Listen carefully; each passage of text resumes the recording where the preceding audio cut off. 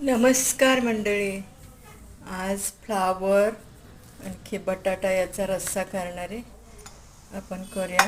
Flower एक मोठा गड्डा आणलेला आहे, आणखी बटाटा एक मी चिरून घेतलेले आहे, पाण्यामध्ये घालून ठेवलेले.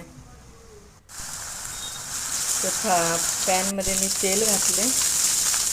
तेल घालून फ्लावर आणि बटाटा फ्राय करून घ्यायचे. त्यामध्ये मग जिरं, मोहरी, कढीपत्ता, दालचिनी, तेजपत्ता घालून मी फ्राय केलेले. आणि हे पावडर घातले, त्यात लाल मिरच, धनिया पावडर, गरम मसाला, हळद, मीठ, तिखट हे सर्व घालून मी मिक्स केलेले.